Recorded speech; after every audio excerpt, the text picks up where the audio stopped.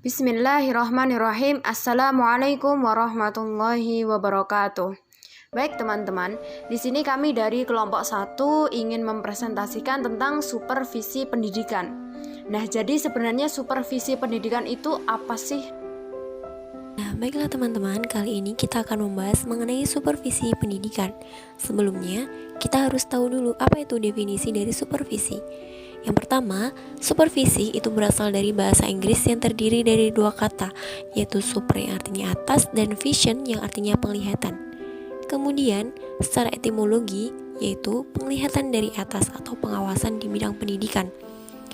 Adapun secara terminologinya, yaitu merupakan arti kiasan yang menggambarkan suatu posisi di mana yang melihat berkedudukan lebih tinggi daripada yang melihat.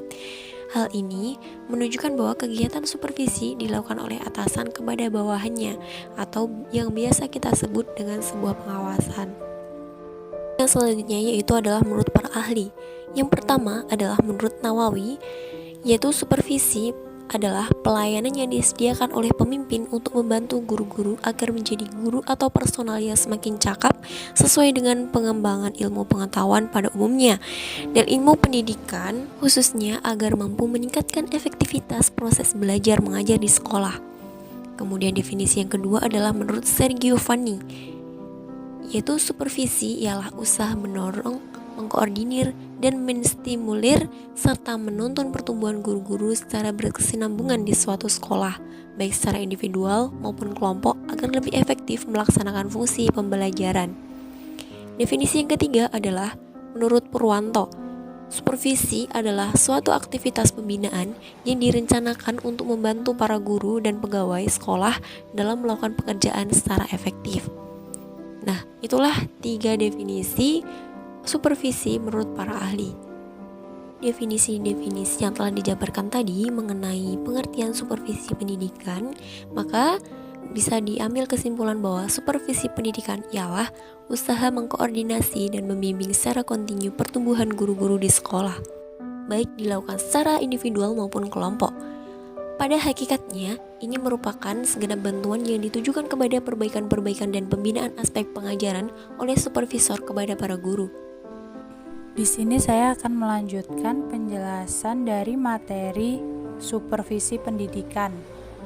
Pada bagian fungsi supervisi pendidikan, menurut Pidarta pada tahun 1992 dapat dibedakan atas 2 bagian, yaitu fungsi utama dan fungsi tambahan.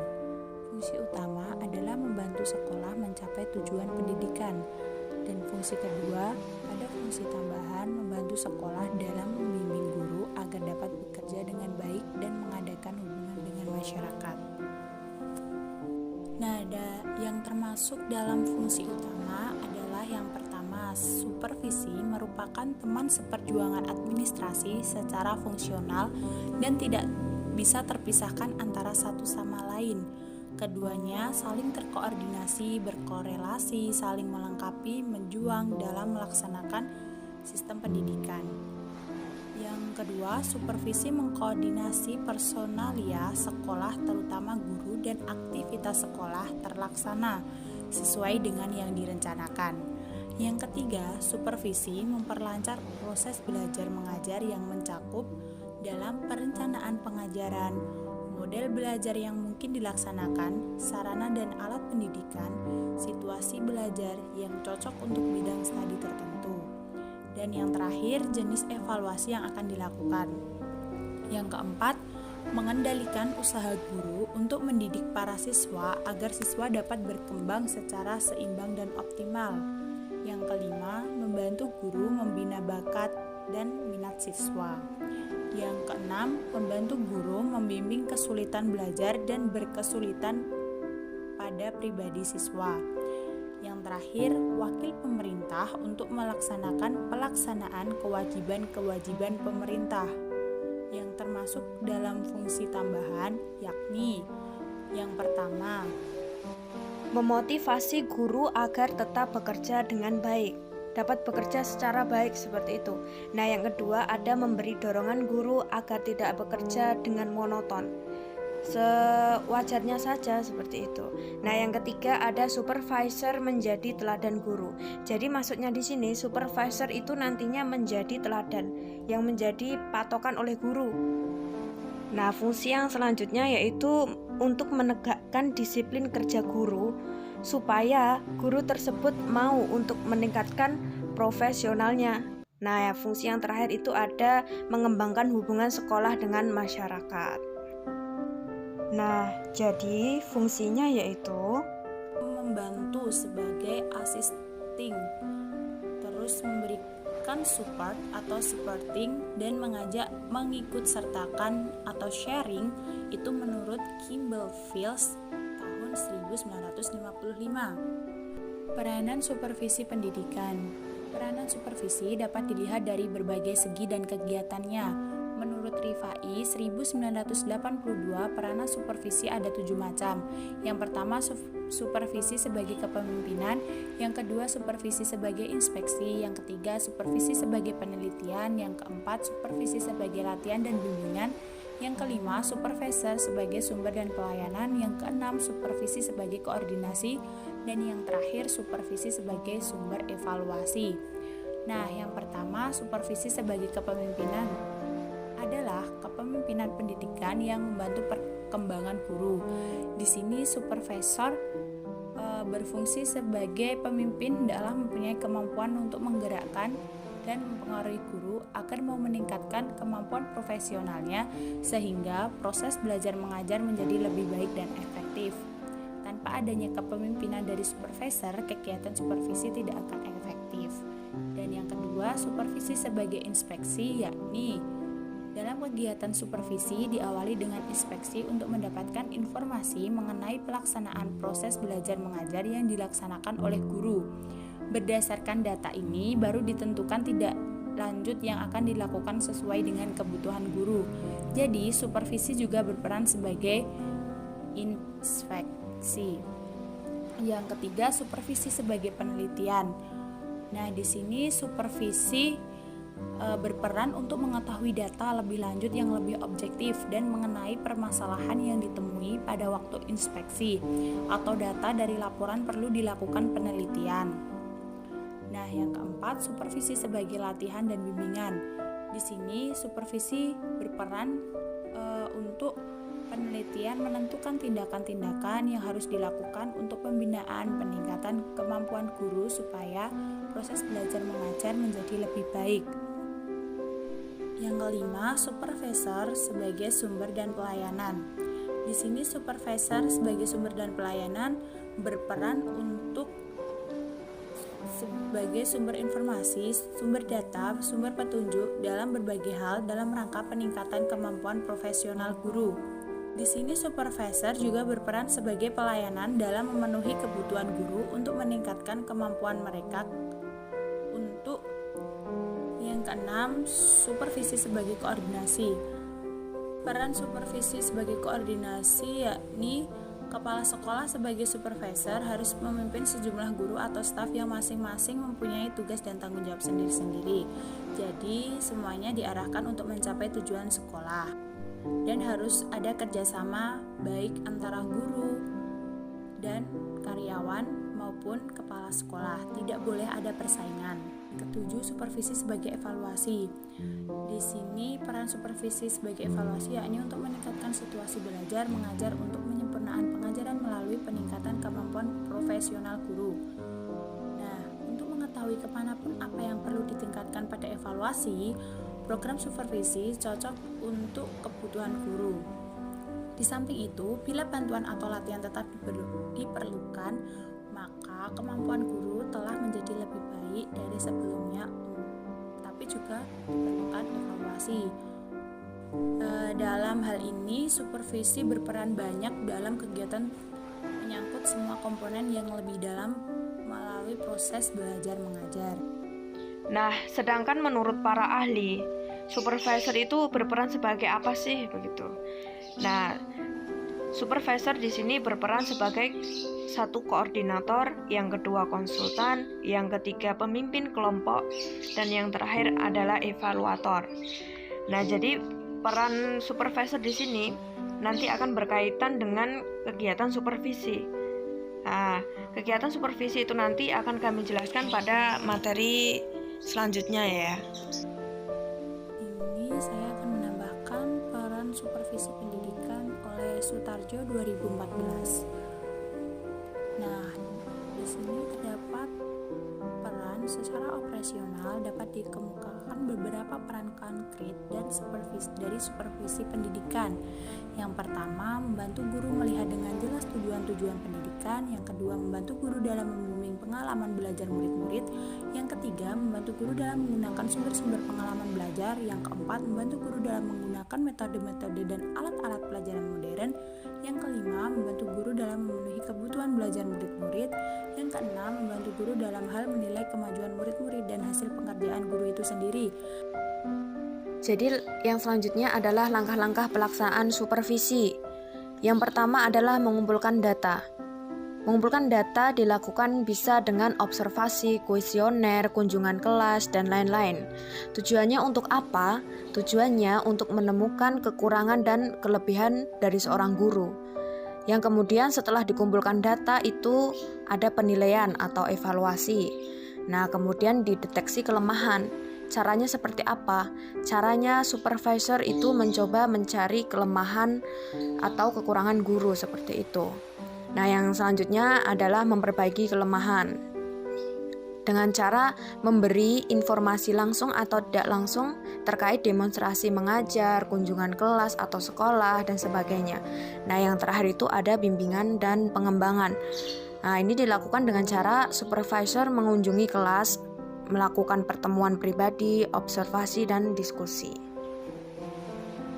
Selanjutnya adalah kegiatan proses supervisi. Secara umum, kegiatan ini dibagi menjadi 4. Yang pertama ada perencanaan, yang kedua ada pelaksanaan, yang ketiga evaluasi, dan yang terakhir adalah tindak lanjut. Yang pertama adalah perencanaan. Dalam perencanaan ada hal-hal yang harus dicantumkan seperti tujuan, alasan, metode yang dilibatkan, waktu, hal-hal yang diperlukan. Kemudian tahapan perencanaan ada 2, yaitu tahap penyusunan dan tahap persiapan. Yang pertama tahap penyusunan. Penyusunan program tahunan. Langkah-langkah yang dilakukan dalam kegiatan penyusunan program tahunan adalah 1. Mengidentifikasi hasil pengawasan.